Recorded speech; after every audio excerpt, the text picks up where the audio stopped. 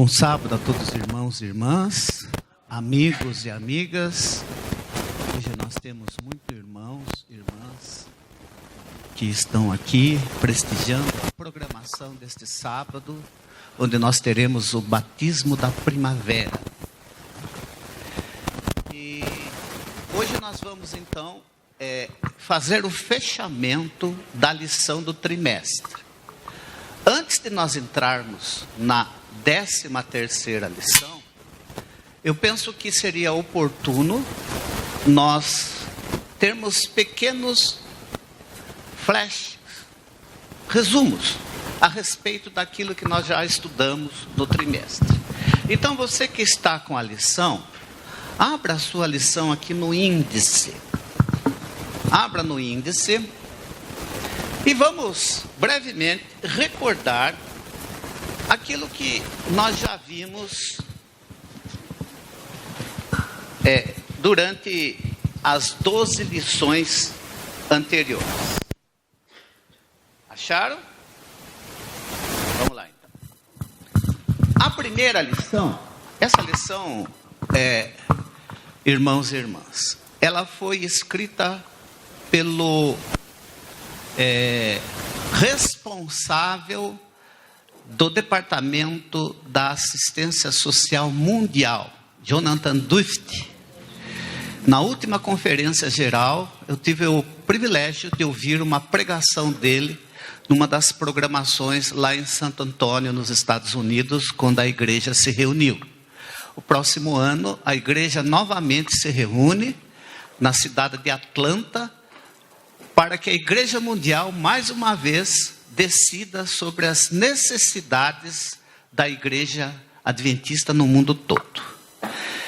É um excelente pregador e um grande escritor também, por aquilo que nós vimos durante esse trimestre.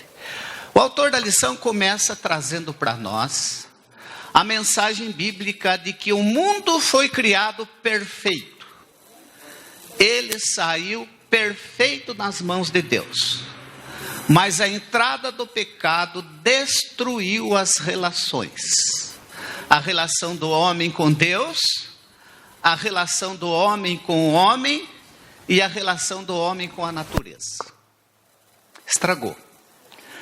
Esse intruso, quando fez parte da história da humanidade, ele causou esse rompimento.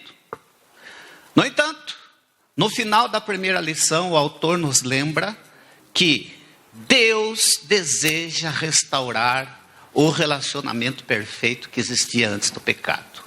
Essa é a sua promessa, Gustavo. O mundo não vai acabar. O mundo vai ser restaurado. Nós vamos voltar ao plano original de Deus melhorado. A lição número 2, o autor trouxe para nós outra mensagem bíblica, muito importante, que Deus estabeleceu um povo, desde o início, com Abel, e esse povo vem seguindo a história, e esse povo tem preservado, tem ensinado e tem vivido o plano de Deus, o chamado plano da redenção, com o qual ele vai restaurar o mundo afetado pelo pecado. E tudo indica que nós fazemos parte do remanescente final, o que restou daqueles que ainda creem na Bíblia e no plano de Deus para essa restauração. A lição número 3, ela trouxe para nós um aspecto muito importante a respeito do sábado. Se o sábado era importante para nós antes do pecado, porque ele foi dado para a humanidade antes de que nós tivéssemos o problema do pecado, ele se tornou mais importante ainda com a entrada do pecado, porque no sábado, a guarda do sábado, a observância do sábado, ele ameniza os sofrimentos que o pecado traz à humanidade e potencializa a restauração. Vamos fazer aqui um exercício. Tire todos os sábados da sua vida. O que sobra da sua experiência? Muito pouco, né? Você pode perceber que as grandes mensagens, descobertas, bênçãos, a maior parte delas nós temos recebido durante a observância do sábado. O sábado é um oásis no tempo. No sábado todo mundo descansa. É um mandamento que envolve o ser humano, os empregados, os animais, a natureza, todo mundo descansa. No início da década de 90, a Santa Casa de Tatuí aqui ia fechar as portas. Então foi feito um grupo de pessoas escolhidas que foram convidadas para, num trabalho de filantropia, salvar a Santa Casa. Dentro desse grupo, eu estava fazendo parte para controlar as torneiras, que só tem que ter uma torneira, né? Quando começa a abrir muitas torneiras, vai escapando água, para impedir que houvesse prejuízo. E nós conseguimos, com a graça de Deus, salvar a Santa Casa de fechar as portas. Depois, a maçonaria, depois de 5 anos, a maçonaria conseguiu o cargo e expulsou esse grupo de lá. E vocês veem como é que está a Santa Casa hoje, né? Mas na época, quando a gente analisava os números, uma coisa que me surpreendeu, gente, era o seguinte: no sábado havia menos acidentes, Santa Casa atendia menos acidentados, havia menos cirurgias, havia menos atendimento a pessoas doentes e havia menos gasto. Mas não é um sábado. Há uma bênção especial no sábado. Mesmo para aqueles que não creem na Bíblia, você pode perceber que quando chega o fim de semana, o que eles dizem? Sextou, né? Vamos descansar, aproveitar o sábado. Eles descansam, eles não santificam mais, a humanidade descansa no sábado. Está no nosso DNA. É necessário o sábado para que o corpo se restaure. A lição número 4 traz algo a respeito dos chamados livros poéticos e sapiensais. Quais são? Salmos, Eclesiastes, Provérbios. Nesses livros, o que nós encontramos? O clamor por justiça. Porque esse nosso mundo é injusto. Se você, Mário, procura justiça aqui nesse mundo, você vai quebrar a cara. E às vezes a gente grita por justiça, né? Grita. E esse grito é levado a Deus. Deus, como resolver o meu problema, o nosso problema, né? A lição número 5 fala a respeito dos profetas, que também foram porta-voz de Deus, denunciando a exploração daqueles que são vulneráveis. Na Bíblia, os vulneráveis principalmente eram os pobres, os órfãos e as viúvas. O mundo continua com seus vulneráveis, né? A lição número 6, na minha opinião, foi o ponto alto da lição do trimestre. Nessa lição número 6, é que a verdadeira adoração envolve mais do que um ritual. Mais do que você chegar na sexta-feira, parar de trabalhar, vir na igreja e tudo bem. Isso faz parte da verdadeira adoração, Eduardo. Mas a verdadeira adoração envolve nosso trato com os outros. Não adianta eu ou você sermos um adventista certinho no sábado em maltratar a mulher, a esposa, os filhos, brigar com o vizinho, com o patrão, com o empregado, tirar os direitos dos outros durante a semana. Não adianta. A verdadeira adoração envolve todos os dias da semana. E o ponto alto é quando nós nos encontramos aqui para juntos adorarmos a Deus. A lição número 7, o autor traz o seguinte: se quer um modelo perfeito de adoração, olha para quem? Jesus. Jesus é o modelo perfeito de adoração.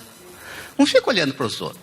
Nós somos falhos, somos fracos, imperfeitos, cometemos erros.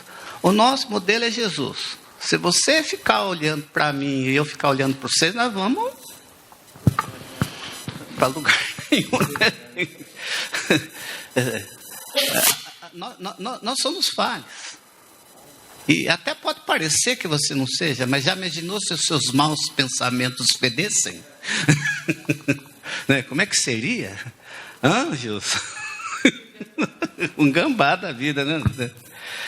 A lição número 8, ela responde uma pergunta para nós: quem é o próximo que eu devo ajudar? Porque os 10 mandamentos é baseado em 2 grandes princípios. Quais são? Primeiro, quem é o meu próximo que eu tenho que ajudar? Como é que Jesus ensinou isso para nós? Ele contou uma parábola. Qual? Exatamente. É quem precisa. Mas aquele é um. É aquele um. Aquele que você não gosta. E aquele que você tem preconceito. E aquela. Se ela apareceu na sua vida e precisa da sua ajuda, ela é o seu próximo. Nós não podemos e não devemos querer resolver o problema do mundo todo, mas das pessoas que Deus coloca na nossa vida, mesmo as pessoas desagradáveis, nós temos que exercer a misericórdia, a compaixão, o auxílio, mesmo os desagradáveis, né? A lição número 9 fala sobre a igreja de Cristo como um corpo.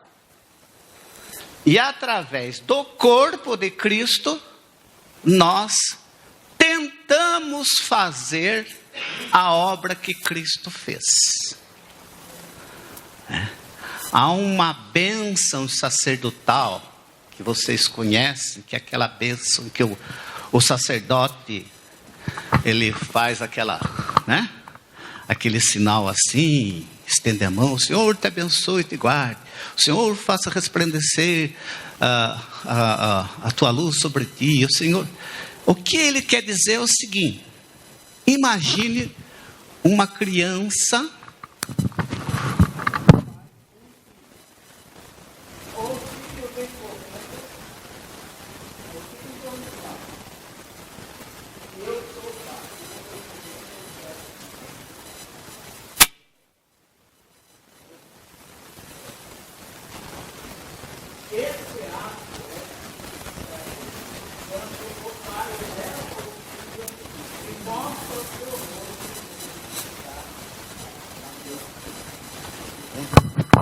Quer dizer, o filho nunca vai ser igual ao pai.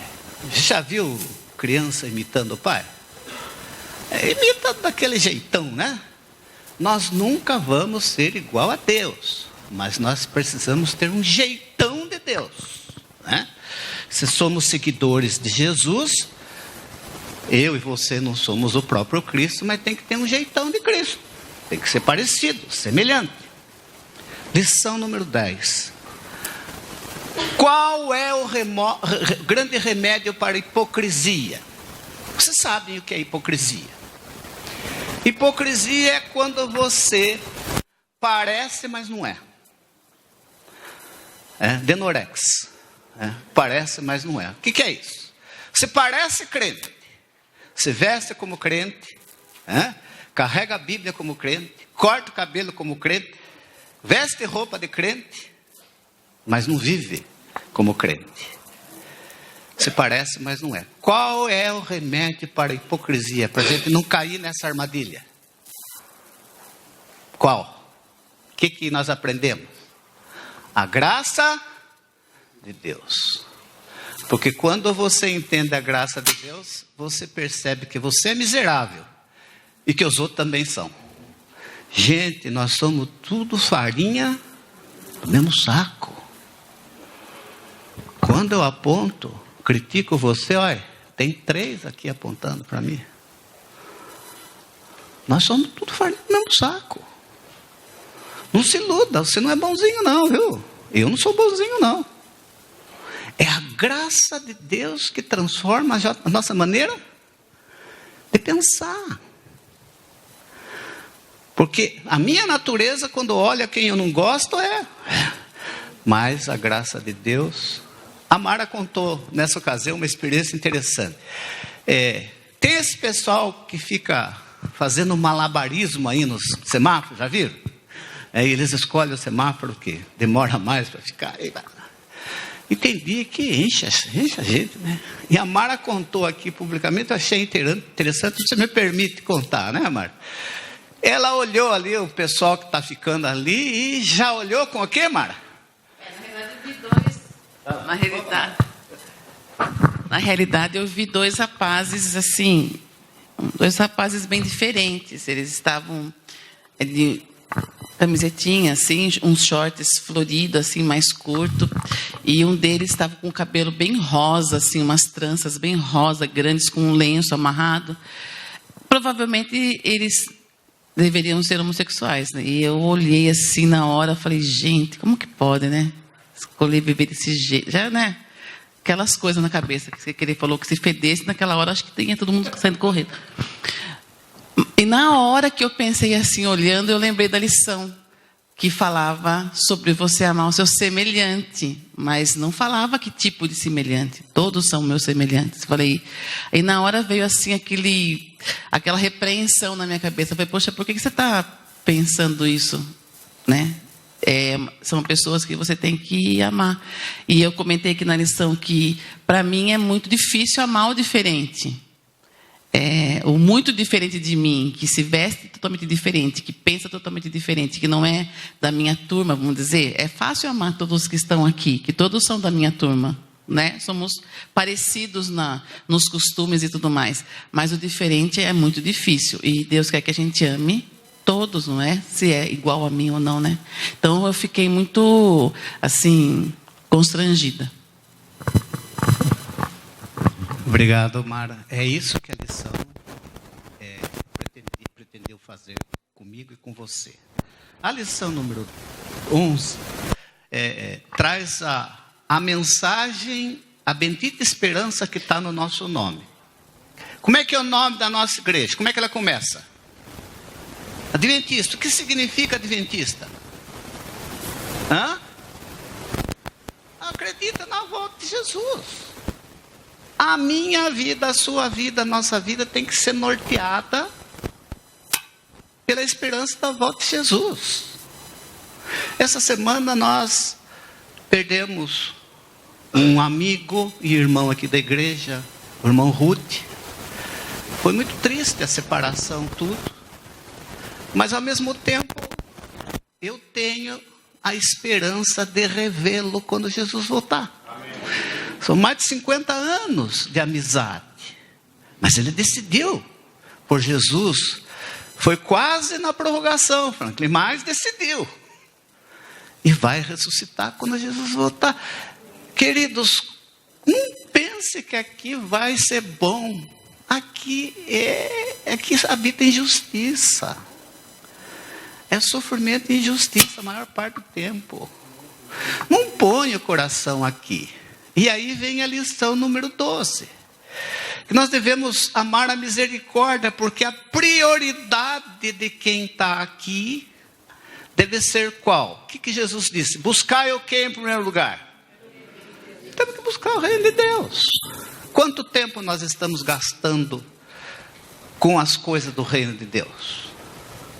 E agora vem a lição número 13. Qual que é o título da lição número 13? uma comunidade de servos. Vocês vão me permitir a ousadia? Mas se eu fosse o autor da lição, eu mudava, irmã Leila, esse título. Não gosto muito dessa comunidade de servos. Jesus lá no capítulo 15 de João, não chegou e falou para nós, não os chamo mais de servos, mas do quê? De amigos. São João 15, amigos. Não os chamo mais de servos, mas de amigos. Então eu preferiria o título, uma comunidade de amigos de Jesus. O que é uma comunidade de amigos de Jesus? Eu vou pedir aqui para o Gustavo. Gustavo, deixa eu ver se eu estou aqui. Acho que está aqui. Eu não fumo não, viu? Tá? Já fumei muito tempo, mas não fumo. Gustavo, você é capaz de quebrar esse palitinho assim, no meio? Quebra para nós. Levanta aí, pá.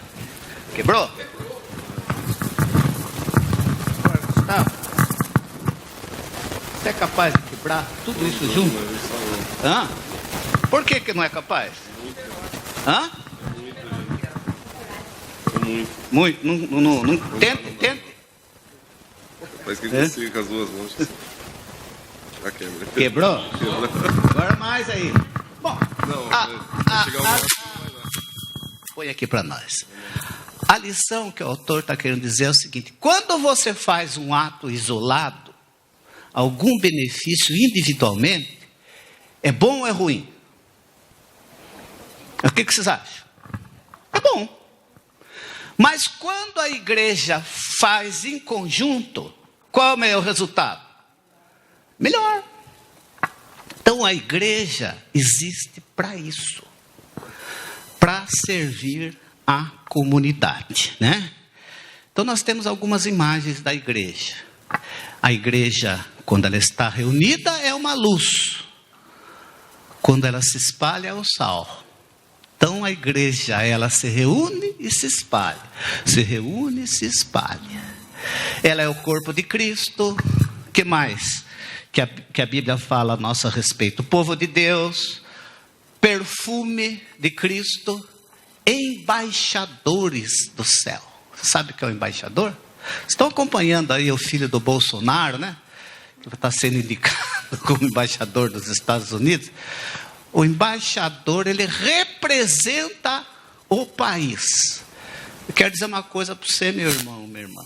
Você e eu somos representantes de Cristo aqui na terra. Amém.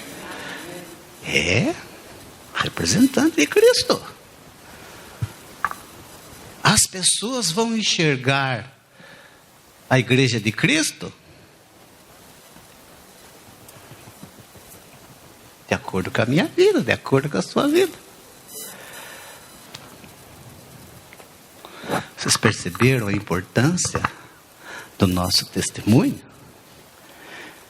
E como é que Jesus trabalhava? Qual era o método dele? Ele fazia grandes evangelismos, lotava teatro, não é isso? Fazia um show, trazia cantores, não é isso? Distribuía folhetos, não é esse negócio? Alugava tempo na televisão. Como é que era o método de Cristo? O que diz aí na lição de quarta-feira? Terça-feira, aliás. Qual que é o método dele? Abram aí, leiam. Tá. Uma das maiores declarações de Ellen White. Unicamente o método de Cristo trará um verdadeiro êxito ao aproximar-se do povo. O que ele fazia? Com quem? Como quem? Com uma pessoa que ele desejava o bem. Não é para criticar o povo. Se misturava, mostrava que desejava o melhor para as pessoas, manifestava compaixão por eles, ministrava-lhe as necessidades e granjava-lhe as confianças. E então ordenava: segue-me.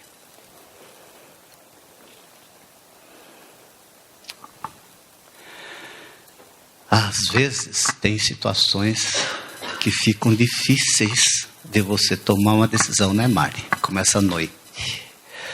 nós tivemos que acudir uma pessoa lá em casa. A Mari dormiu lá em casa, junto com uma outra pessoa, correndo o risco de saber, sei lá o que podia acontecer. A bucha veio. Usando português, claro. Tem que acudir essa pessoa. Botando na sua casa, não sei o que pode acontecer. Topa? Topa, Gilson? Vamos lá. Você tem que acudir. Tem que manifestar para a pessoa que deseja para ela. Nós precisamos fazer diferença. Eu vou fazer uma pergunta aqui. Se a Igreja Adventista do Sétimo Dia saísse de Tatuí, faria alguma diferença?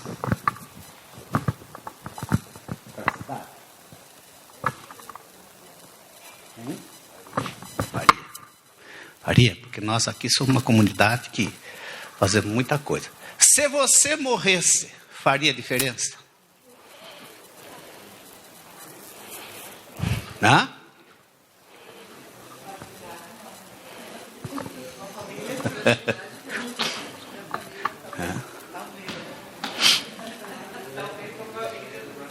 Olha, um testemunho faz uma diferença enorme. O primeiro adventista de Tatuí, nascido e batizado, chamava-se Oscar Correia. Nós conhecemos, né? Oscar Correia, a família dele foi a primeira família guardadores do sábado, adventistas da região, não só de Tatuí.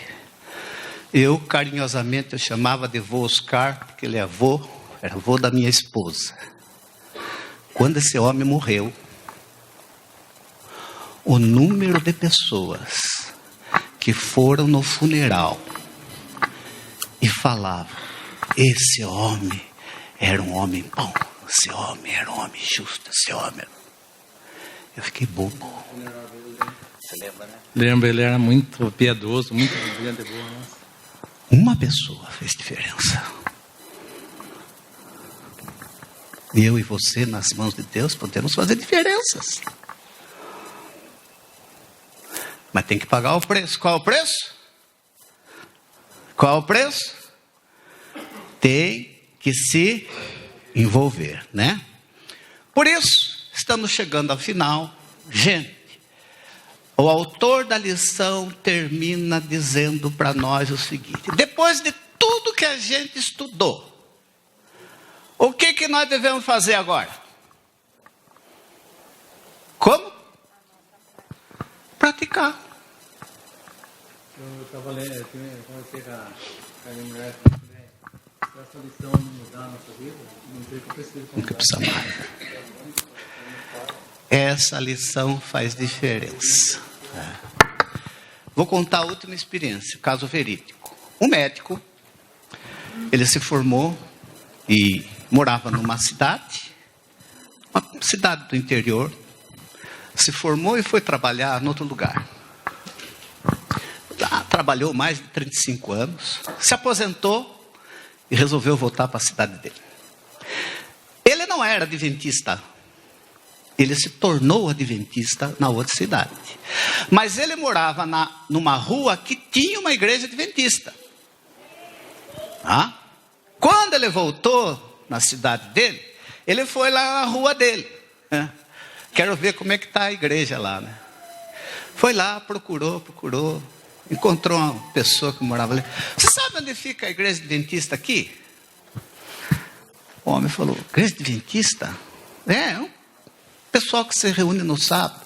Olha, tem uma casa ali, tem um grupinho que vai lá sábado de manhã, canta os hinos e vai embora.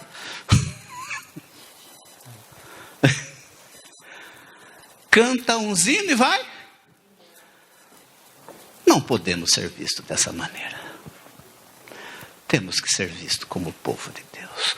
Você, meu irmão, minha irmã, faz parte do povo de Deus. Menina dos seus olhos. Você é especial para Ele. É tão precioso neste mundo como você é para Deus. Por isso, que essa lição seja um estímulo na minha e na sua vida, para nós realizarmos obras de misericórdia e fazer diferença na nossa comunidade. Mas não vão ficar nessa lição só, hein? No próximo trimestre vem chumbo grosso. Vem chumbo dos grossos para nós estudar. Sabe que livro nós vamos estudar? Esdras e Neemias. O que é mais fácil? Construir ou reconstruir? Então, reconstruir uma identidade é muito mais difícil. E é essa a essência da lição do próximo trimestre. Que Deus nos abençoe e nos capacita a cumprir a sua missão aqui. É o que nós pedimos em nome de Jesus. Amém.